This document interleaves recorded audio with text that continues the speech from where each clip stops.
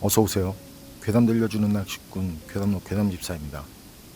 단팬님들, 제가 얼마 전에 영상 하나를 봤거든요.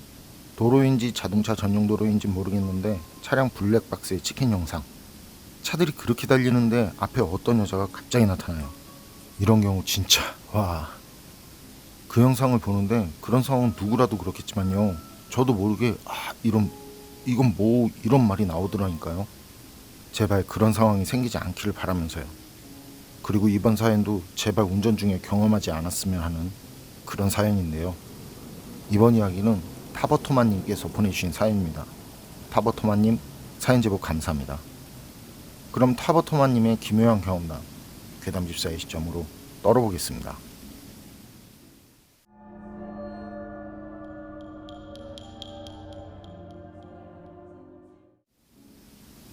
제가 소름 돋는 오싹한 얘기 하나 해드릴게요. 10년 전쯤 경험한 실화고요. 낚시 동호회 회원이 충남 주산이라는 곳에 살고 있었는데 놀러 오라고 하더라고요. 그래서 친구 둘에서 저까지 셋이서 그 콧구녕에 다른 지역 바람도 넣고 베스 낚시도 할 겸 1박 2일 그쪽으로 출조를 한 적이 있었어요. 그때 제 차로 갔었는데요. 저나 다들 로드가 원피스 로드고 차가 SUV가 아니라서요. 로드를 조수석에서 뒷좌석 쪽으로 대각선으로 넣어야 했거든요. 트렁크엔 야영을 생각해서 텐트랑 야영 장비를 싣고, 그리고 친구 둘은 뒷좌석에 타고, 조수석은 로드랑 짐들을 둔 상태로 거리가 있는 곳이라 새벽에 좀 일찍 출발을 했었고요. 도착하니까 아침이더라고요.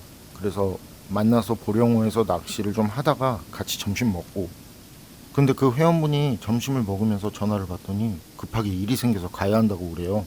정말 미안하다고. 그래서 저희가 낚시도 하면서 야영을 하고 싶다고, 혹시 주변에 괜찮은 곳 있냐고 물었죠.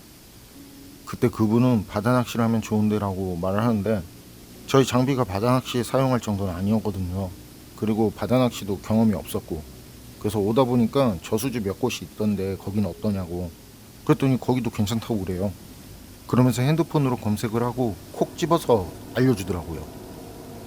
거기서 그렇게 헤어지고 난 뒤에 저희는 그분이 콕 집어준 저수지로 바로 갔는데요.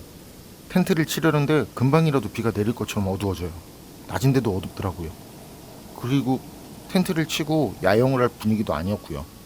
텐트 치고 야영하면 누가 보고 웃을 것 같은.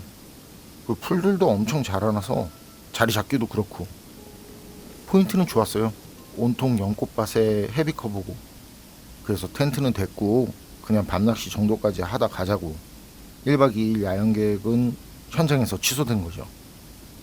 그리고 해가 떨어지고 비가 내려요. 엄청나게. 저희는 예상한 거랑 바로 미련 없이 낚시 접고, 그리고 집으로 돌아가려고 춘장대 톨게이트 쪽으로 차를 몰았어요. 주변은 어둡고 길도 좁고 게다가 꾸불꾸불한데 이 비가 엄청 내리니까 앞도 잘 보이지 않는 상황입니다. 그래서 천천히 서행을 하면서 가고 있었는데요. 그런데 저수지에서 나와서 얼마 가지 않았을 때 그런 빗속을 걸어가는 여자인 듯한 실루엣 둘이 보여요. 저희 차량 앞에. 거긴 인도도 없는 길인데 2차선 쪽으로 나란히 가고 있더라고요. 전 위험하게 뭐 하는 거냐면서 속도를 줄였거든요. 친구들도 그때 왜 그러냐고. 친구들은 뒷좌석에 있으니까 안 보이겠죠? 그래서 얘기를 했어요. 여자 둘이 앞에서 차도로 가고 있다고. 그리고 그 두 여자 옆을 아주 천천히 지나갔는데요. 혹시나 이상한 사람들은 아니까 뭐차 쪽으로 갑자기 뛰어드는 건 아닐까 별별 생각을 다 하면서 조심히 지나갔어요. 둘은 우산도 없이 그 길을 걷고 있더라고요. 그리고 지나간 뒤에 조금 지나서 다시 2차선으로 들어가려고 사이드미러를 봤는데 없어요. 분명 방금 그 옆을 지나서 왔는데 보이지 않더라고요. 그래서 친구들한테 니들도 봤냐고, 방금 여자들 봤냐고. 근데 친구들은 무슨 여자 그래요? 아니 방금 여자들 보지 못했냐고. 그러니까 친구들은 글쎄 난 못 봤는데. 친구들은 각자 폰하느라 못 봤다고. 저도 비 때문에 보이지 않는 건가 그런 생각을 했죠. 그리고 조금 더 가서 거기 길이 살짝 낮은 오르막 코너를 도는 길이었는데요. 맞은편에서 차가 와도 보이지 않겠더라고요. 그 길을 올라가서 다시 내려가는데 좀 전에 봤던 똑같은 옷을 입은 그 여자 둘이 앞쪽에서 또 걸어가고 있어요. 좀 저하고 똑같이 우산도 없이 그 장대비를 맞으면서. 저도 모르게 입에서 욕이 나와요. 그러니까 뒷좌석에 있던 친구들이 또 왜 그러냐고. 이번엔 욕을 하니까 둘 다 좀 전보다 진지하게. 좀 전에 봤던 여자 둘, 그게 앞에 있다고. 그런데 말을 하면서 사이드 미러를 봤는데 또 보이지 않는 거예요. 그땐 친구들도 주변을 쳐다보더니 아무것도 없다고, 친구 하나가 피곤해서 그런 거 같다고 운전교대하자고 그러더라고요. 저도 그땐 그런가? 아니 그런 건가? 그렇게 믿고 싶더라니까요. 그런데 일단 거길 빨리 벗어나자는 생각이 더 강해서요. 거기서 차를 세우면 뭔 일 날 것 같은 거예요. 그래서 아니라고, 괜찮다고, 바꿔도 휴게소에서 바꾸자고. 그리고 앞에 춘장대 톨게이트로 빠지는 길이 보이는데 그때 뒤쪽에서 오는 차가 전조등을 빠르게 상향 하향 바꾸는 거 있죠? 저한테 그런 건 절대 아니에요. 저랑은 거리도 멀리 떨어져 있었으니까. 그런데 그러고 있더라고요. 전 그때 저 차도 봤다, 저 차도 본 거다, 내가 잘못 본 게 아니다, 그런 생각이 들더라고요. 그 길로 바로 춘장대 톨게이트 지나서 바로 서해안 고속도로 올라타고 대촌 휴게소 나와서 거기서 차를 세웠어요.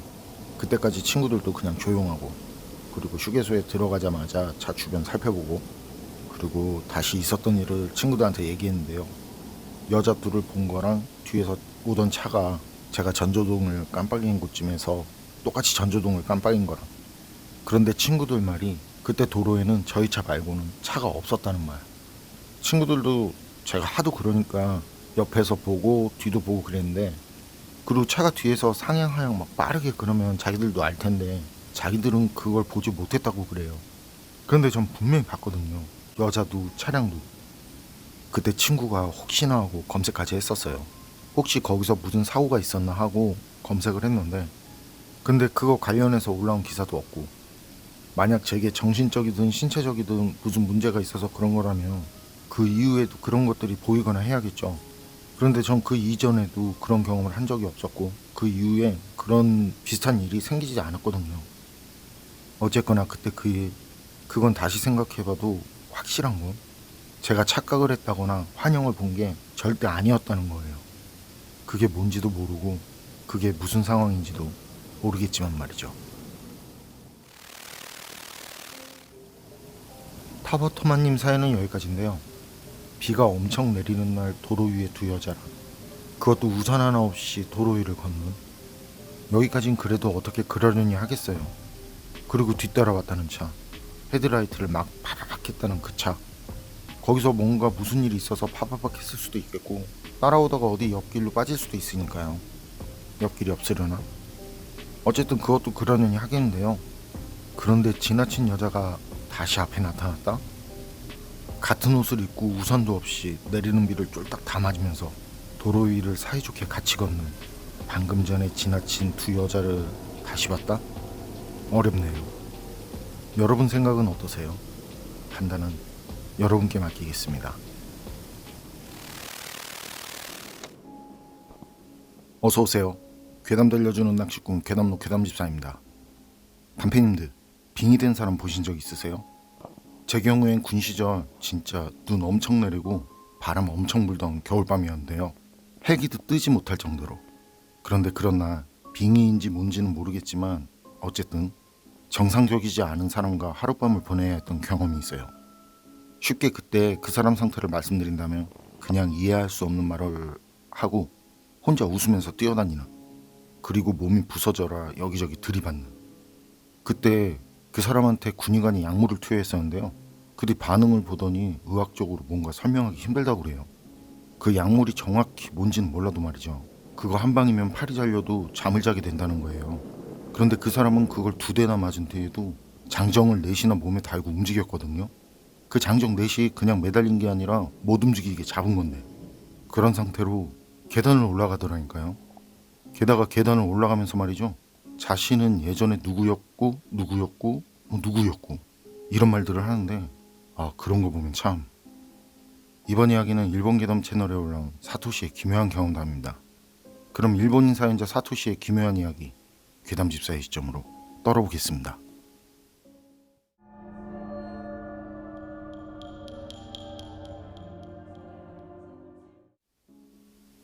제가 소름 돋는 오싹한 얘기 하나 해드릴게요. 안타깝고 불미스러운 사건으로 지금은 형무소에 있는 선배와 관련된 이야기고요. 제가 면회를 갔을 때 선배가 자신은 정말 결백하다면서 울면서 제게 들려준 그날의 이야기입니다. 그 선배 저랑 제일 친한 친구 나카타와 함께 심령 스팟 있잖아요. 그런 데를 자주 돌아다니고 있었어요. 하지만 한 번도 심령 현상을 겪어본 적은 없었다고 하는데 그날 그 일을 경험하기 전까진 말이죠.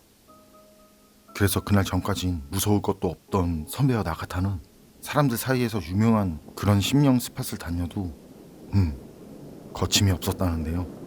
그러던 그날 둘은 전국적으로 진짜 유명한 그런 심령 스팟에 발을 들이게 됐다는 거죠. 거긴 차의 그 전조등에 비쳐 보이는 산길은 죄다 비포장도로였다는데 유명한 심령 스팟이라 찾는 사람도 많았겠죠. 그런 길은 차들이 다니면서 그 길 여기저기 움푹 패여 있고 돌들이 여기저기 굴러다니는 그런 최악의 상태. 사실 거긴 길이라고 말하기도 뭐한 그런 비포장 길이었다고 하더라고요. 그런 상황에서도 둘은 좀 더 가보자고 그러고는 계속 앞으로 들어갔다는데 가다 보니 봉쇄된 게이트가 나왔다네요. 그래서 봉쇄된 게이트를 뚫고 그때부터는 길도 아닌 길을 가게 된 둘. 그리고 그렇게 가서 도착한 곳은 터널 앞. 그 터널 통과할 수 없도록 입구에 바리게이트가 쳐져 있었고요. 터널 안은 어떤 식으로 되어 있는지조차 가늠이 되지 않았다고 그래요. 이제 앞으로 더 이상 갈 수 없는 상황. 둘은 차에서 내렸고 그때 주인은 온통 짙은 안개에 휩싸인 데다 습기를 머금은 상공기는 한여름인데도 몸이 떨릴 정도로 싸늘. 새벽 2시 선배와 나카타는 후레쉬를 손에 들고 주위를 둘러보기 시작했는데 짙은 밤안개 때문인지 반짝이는 별 하나 달빛조차 보이지 않더라는 거죠. 그런데 선배랑 나카타는 그런 분위기에 오히려 기대감이 생기더라는 거예요. 이번에야말로 뭔가를 만나지 않을까 하는 그런 기대감, 그런 생각과 기대감에 흥분도 되고 그래서 둘은 그 부근을 한 바퀴 빙 돌아봤다는데 하지만 기대와는 달리 역시나 그곳에서도 아무것도 볼 수 없었고 아무 일도 일어나지 않았다는 거. 귀신은커녕 산짐승 울음소리조차도 들리지 않았다고 그래요. 그런 상황에 선배랑 나카타는 실망해서는 그냥 가자고. 그때 나카타는 선배가 보기에 자기보다 기대가 커 보였는데 말이죠. 그래서 이제 알 수 없는 말까지 해가면서 차에 탔다는데요. 운전은 선배가, 조수석은 나카타. 선배가 차를 출발하려던 그때였답니다. 차 앞에 누군가가 서 있던 게 말이죠. 그런데 그 순간 진짜 찰나같이 짧은 순간인데 선배는 속옷이 젖을 정도로 말이죠. 온몸에서 식은땀이 나더래요. 그리고 누군가라고 생각했던 그건 좀 전보다 더 확실하게 보이기 시작했는데 전조등에 비쳐 보이는 그거, 차 앞에 서 있는 그건 분명 여자였다고 그래요. 기장이 긴 하얀 원피스를 입은 여자. 처음엔 선배도 웬 여자가 거기에 있나 싶어서 그래서 뭔가 하고 어떤 상황인가 하고 자세히 보려고 그랬대요. 그런데 여자는 고개를 숙이고 있는 데다 검고 긴 머리카락 때문에 얼굴은 보이지 않았다는데요. 그런데 그 뒤 선배가 기겁을 하게 된 거. 그 여자 긴 원피스 아래로 드러난 발이 보이는데 산속임에도 불구하고 맨발이더라는 거예요. 그리고 그 맨발은 지면에서 살짝 떠있는 상태였다고 하더라고요. 그걸 본 뒤부터 선배는 입이 바짝바짝 말라오고 몸은 손가락 하나 움직일 수 없는 상태. 1초가 1시간같이 길게 느껴지는 영혼 같은 시간. 그때 여자가 천천히 얼굴을 들었다고 그래요. 그때 그 여자 얼굴은 얼굴 전체가 피범벅인 상태. 그때 선배 옆에 있던 나카타가 비명을 지르고 선배는 나카타가 지르는 비명 소리에 겨우 최면에서 깨어난 것처럼 정신이 돌아왔다고 그러고 그때 선배 눈에 보인 나카타 모습. 거의 반미친 사람처럼 비명을 지르는 모습. 그런 상태에서 나카타는 조수석 의자가 떨어질 정도로 발버둥을 치면서 말이죠. 앞에 있는 그 피범벅이 된 여자를 가리키면서 저거 사람 아니라고, 빨리 받아버리라고 선배한테 화까지 내면서 소리를 지르더라는 거죠. 그리고 선배는 그때 자신도 왜 그랬는지 모르겠는데 그때 나카타 말대로 자동차 엑셀을 있는 힘껏 밟고 그 여자 쪽으로 차를 몰았다고 그러고요. 이후 차는 급발진했고 이내 쾅 하는 강한 충격이 전해졌고 그리고 선배는 차를 세웠고 선배는 가쁜 숨을 몰아쉬면서 핸들에 얼굴을 묻은 채 호흡을 가다듬는 게 전부. 그 여자를 봤을 때부터 느낀 공포와 좀 전에 부딪힌 충격으로 움직일 수 없었는데 지금 귀신을 잡은 건가? 해낸 건가? 머릿속엔 이런 생각이 들더래요. 그런데 그런 생각도 잠시, 문득 이상하다는 생각이 들더라는 거죠. 여자가 귀신이었다면 그럼 좀 전에 충격은 뭐였던 거지 하는. 선배는 정신을 가다듬고 천천히 고개를 들어서 앞을 봤는데 좀 전까지 보이던 여자는 보이지 않고, 그리고 동시에 좀 전까지 조수석에 있던 나카타가 없다는 것도 알게 되고, 그때까지 차문을 여는 소리도 듣지 못했는데. 그런데 희한한 게 말이죠. 그런 생각이 들면서 동시에 공포심도 사라지고 머리도 묘하게 맑아지더라는 거예요. 그리고 선배는 그런 생각을 하면서 뭐에 홀린 듯 차에서 내렸고요. 차에서 내려서 주변을 살펴보니까 어느 틈에 안개는 사라졌고요. 자동차 전조등에 그 차 앞 상황이 나처럼 환하게 시야에 들어오는데, 좀 전까지 조수석에 타고 있던 나카타가 차 앞에 쓰러져 있더라는 거죠. 선배는 놀라서 바로 나카타 쪽으로 달려가서 나카타를 안았는데, 그때 나카타 얼굴에 있는 구멍이란 구멍에선 피가 흐르고 있었고요. 이미 몸은 차갑게 식어가고 있었다고. 그 사건은 경찰에 이첩되었고 이후 선배는 살인자로 기소돼서 형무소에 들어가게 된 거죠. 선배가 들려준 그날 경험했다는 이야기는 여기까지인데요. 선배는 말끝에 제게 이런 말을 하더라고요.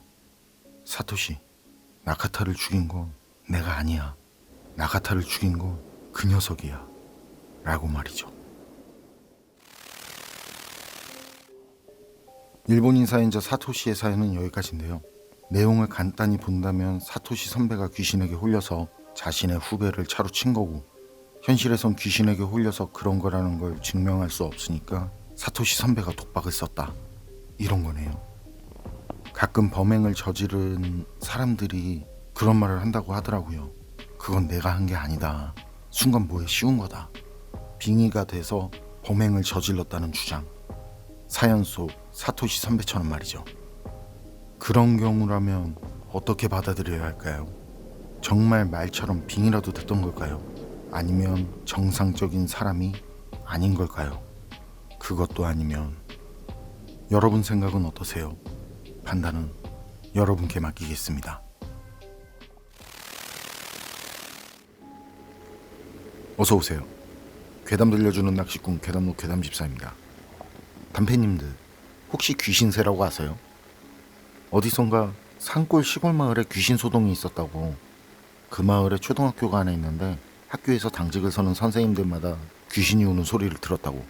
그런 내용의 영상을 본 기억이 있는데요.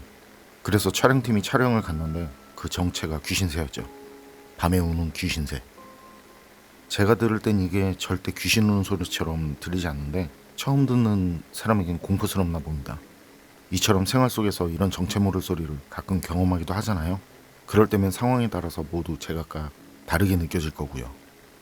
그런데 어디선가 이렇게 듣게 된 이상한 소리들, 이게 새라든지 짐승 소리라면 그나마 다행인데 그 뒤에 뭔가 그것과 연관이 있을 것 같은 그런 일이 생겼다면. 이번 이야기는 낚시무사님께서 보내주신 사연입니다. 낚시무사님, 사연 제보 감사합니다. 그럼 낚시무사님의 기묘한 경험담, 괴담집사의 시점으로 떨어보겠습니다.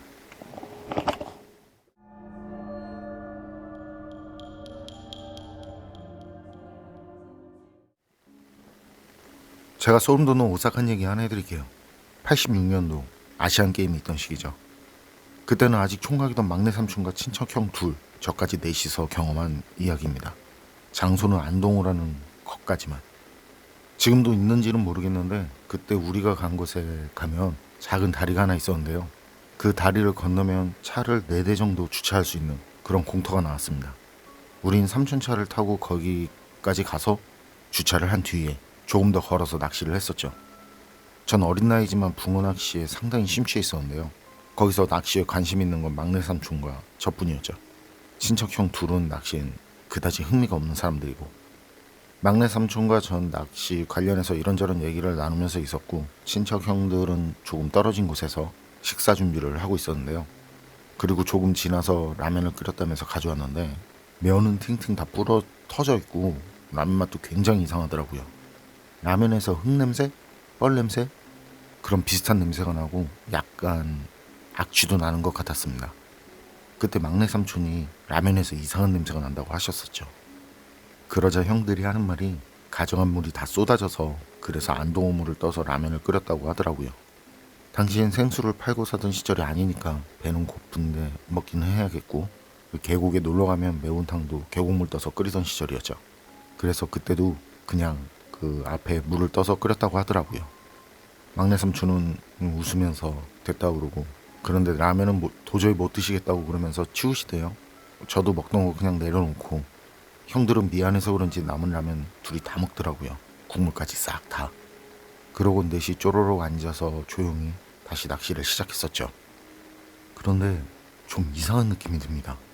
저도 그렇고 막내 삼촌도 사촌 형들도 기분이 묘하게 한기가 느껴지고 무슨 썩는 냄새 같은, 바람이 불어올 때면 그런 기분 나쁘고 역겹고 이상한 냄새도 풍겨오더라고요.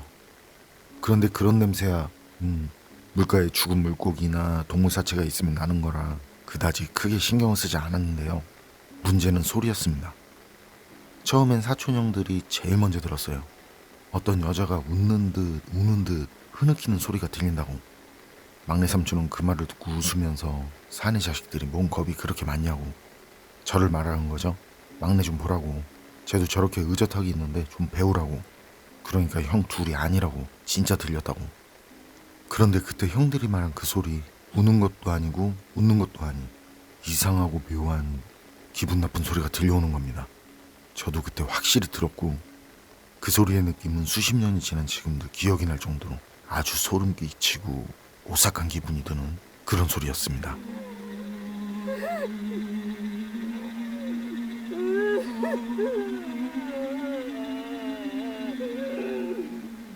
그땐 막내 삼촌도 들었는데 잠깐 집중을 해서 듣는 듯 하더니만 이내 고라니 같다고. 고라니가 꾀꾀거리기도 하지만 가끔 그렇게 흐느끼는 느낌으로 그런 소리를 낼 때가 있다고 하시더군요. 그러면서 귀신 같은 게 어딨냐고, 그리고 이렇게 같이 있는데 뭐가 무섭냐고, 어여들 자리로 가라고, 아니면 그냥 집에 갈 거냐고 그렇게 말씀을 하셨었죠. 우린 또 집에 그냥 가는 건 싫어서 절대 겉보로 보이거나 뭐 그런 게 창피해서가 아니라 단지 밖에 그렇게 나와서 낚시하는 게 좋아서 그래서 그냥 아니라고 계속 낚시를 하겠다고 했었고요. 그러곤 형들은 바로 자기 자리로 돌아갔는데요. 그런데 얼마나 지났을까요? 사이렌 소리는 들리지 않는데 멀찌감치서 구급차랑 경찰차가 오는 게 보이더라고요. 그러곤 다리를 건너서 우리가 주차한 곳에 멈추고 이내 사람들이 우르르 내려오고, 그리고는 우리가 있는 반대편으로 달려가더라고요. 굳이 따지자면 물이 흘러오는 방향이 위쪽으로요. 그런 광경에 우리도 무슨 일인가 하고는 일어나서 그쪽으로 갔었죠. 그리고 근처까지 가니까 그 무리 중에 뒤에 있던 사람이 오지 말라고 하더라고요. 우린 거기서 또 뭔가 하고 궁금해서 쳐다보는데 구급대나 경찰처럼 보이지 않고 그냥 평범한 옷을 입은 사람이 무리에서 빠져나와서 터벅터벅 힘없이 걸어오더라고요. 그리고 우리가 있는 곳에서 멈춰서 하는 말이 릴에 익사한 사람이 걸려서 땅까지 당겨놓은 거라고, 가봐야 좋을 거 없다고. 낚시를 하던 중에 익사한 여자 시신을 건져 올리게 됐는데 당시엔 휴대폰도 없던 시절이라 그 익사한 시신을 그렇게 건져놓고 직접 서까지 달려가서 신고를 하고 경찰차를 같이 타고 다시 현장으로 온 거죠. 그리고 혀를 두르면서 물쪽을 바라보면서 하는 말이 얼마나 한이 많으면 물에 빠져 죽어서 육신이 상할 대로 상했는데도 그 물고기들이 입을 대지 않았나, 물속에서도 눈을 감지 못했나, 이런 말을 나지막하게 하더군요. 그러곤 우리한테 한 번 더 봐서 좋을 거 없으니 어여들 그냥 가보시게들 하시고, 사촌 형하고 저희 그 말 듣고 바로 뒤돌아서 자리로 갔습니다만 그때 누가 먼저라고 할 것도 없이 모두 먹은 거 다 올리고 그냥 낚시 자리 정리하고 바로 거기서 나온 경험이 있습니다. 그리고 오는 길에 차 안에서 사촌 형이 아까 우리가 들은 그 이상한 소리 어쩌면 고라니 소리가 아닌 거 아니냐고 그런 말을 했는데 그땐 막내 삼촌도 아무 말씀을 하지 않으셨습니다. 낚시무사님 사연은 여기까지인데요. 저도 기억이 어렴풋이 납니다. 예전엔 계곡은 기본이고 강가에 낚시하러 가서도 물이 좀 깨끗하다 싶으면 그거 받아뒀다가 밑에 앙금은 버리고 그 물을 다시 끓여서 사용했던 기억. 냄새가 났는지 어땠는지까지는 기억이 없고요. 그리고 고라니 우는 소리, 고라니가 흐느끼듯 울 때가 있다는 것도 이번 사연을 통해서 알게 됐습니다만, 사연을 마지막까지 보고 나니까 진짜 그때 들려온 그 소리, 우는 것도 아니고 웃는 것도 아니었다는 그 소리, 그거 정말 고라니 소리가 맞는 걸까 싶은데요. 낚시무사님 막내 삼촌분은 고라니가 아닌 것 같다는 조카들의 말에 왜 아무 말씀도 하지 않으셨던 걸까요? 여러분 생각은 어떠세요? 판단은 여러분께 맡기겠습니다. 어서 오세요. 괴담 들려주는 낚시꾼 괴담로 괴담집사입니다. 단편님들, 혹시 산이라든지 강이라든지 바다라든지 어떤 무언가를 따라갔더니 거기에 죽은 사람이 있더라, 이런 말 들어보신 적 있으세요? 전 이런 경험을 직접 들어본 적이 있어요. 오랜 시간 같이 낚시를 한 지인인데 홍천강에서 낚시를 할 때였대요. 밤에. 그날 밤 반딧불이가 너무 예쁜 거예요. 몽환적으로. 얼마 전에 올린 그 일본 괴담처럼 말이죠. 그래서 이 친구도 그 반딧불이를 쳐다보다가 그냥 쳐다만 보고 있다고 그렇게 생각한 거죠. 그런데 상황은 한참을 따라서 걸어간 거예요. 어두운 밤 홍천강 물속을 말이죠. 그런데 걸음이 멈춘 곳, 정신을 차린 곳, 거기에 익사한 시신이 있었다고 그래요. 이런 경험담을 들으면 참 신기하단 말이죠. 마치 그 죽음을 알리기라도 하려고 사람 아닌 어떤 존재가 관여한 것 같다는 그런 생각도 들고, 이번 이야기는 일본 괴담 채널에 올라온 사토시의 기묘한 경험담입니다. 그럼 일본인 사연자 사토시의 기묘한 이야기, 괴담집사의 시점으로 떨어보겠습니다.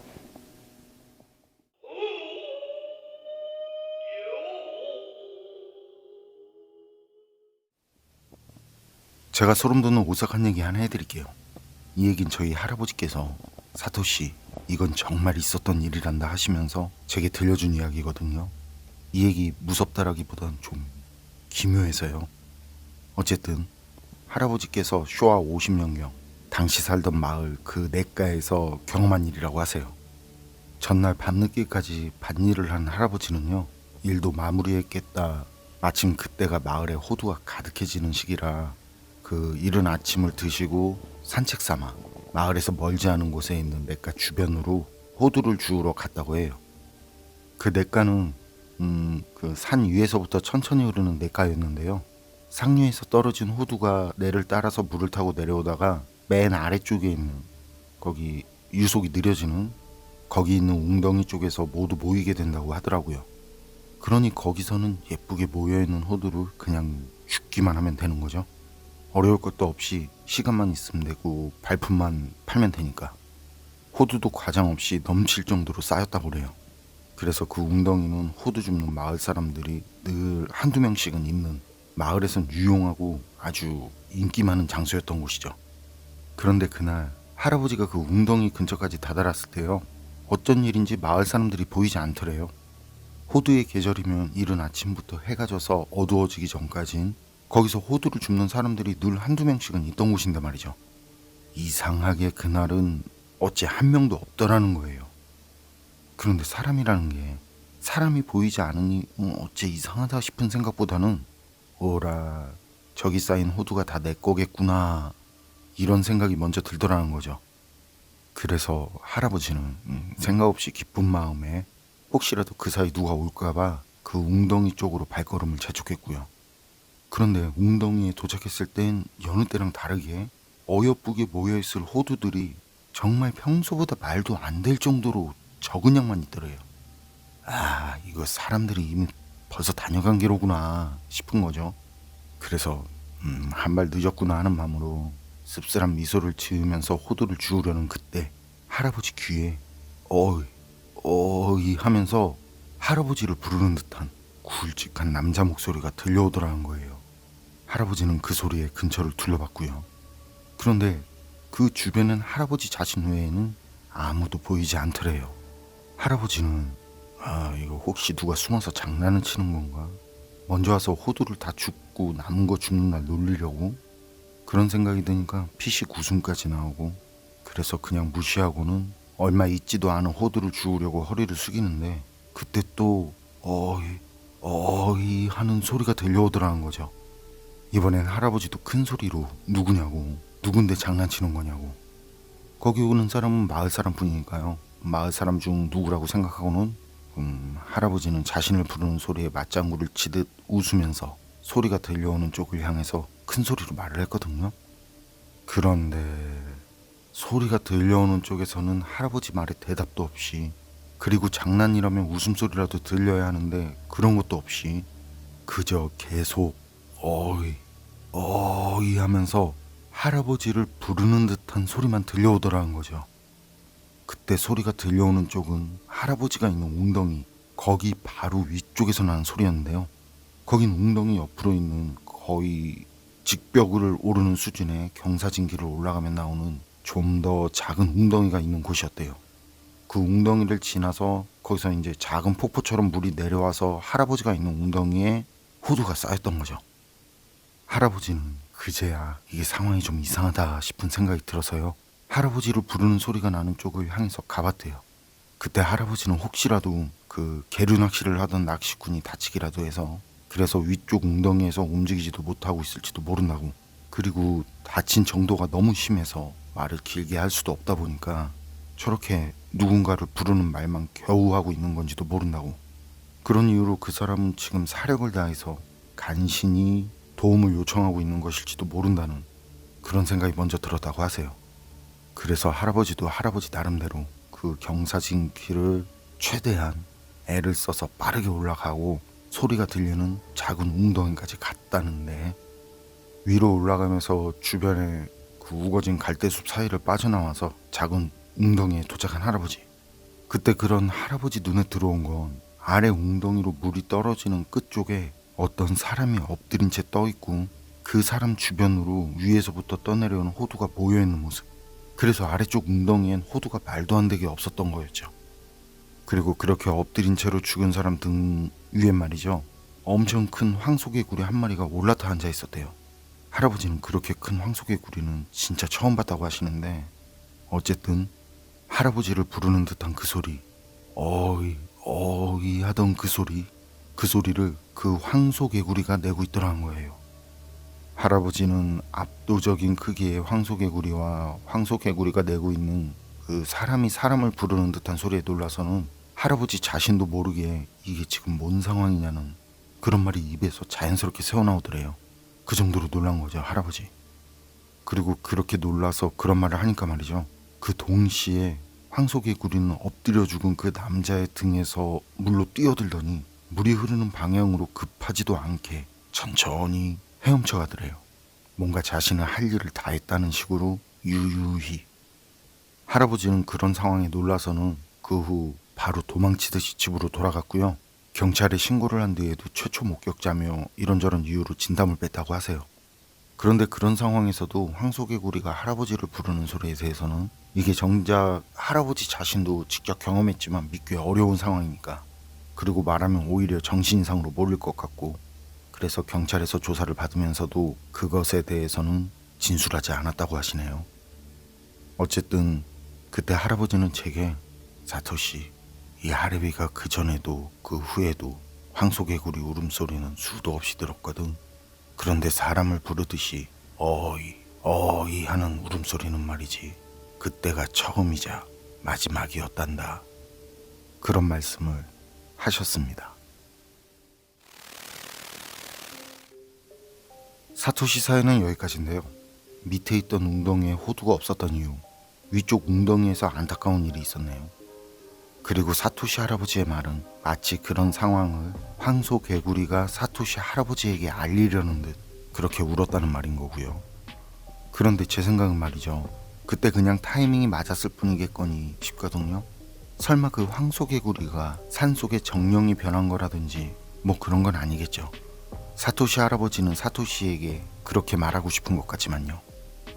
사연 처음 시작할 때 말씀드린 지인 경험담도 사실은 그런 일이 생기니까 앞전에 있던 반딧불이 일과 연결해서 그렇게 생각하게 되는 것 같기도 하고, 그게 아니라면 사람이 알 수 없는 어떤 힘이 정말 그런 초자연적인 무언가가 관여를 한 걸까요?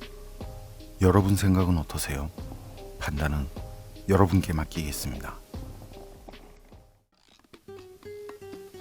괴담록 오늘 이야기는 여기까지입니다. 그럼 전 다음에 또 다른 사연으로 찾아뵙겠습니다. 늘 건강하시고 평온하세요. 함께 해주셔서 고맙습니다.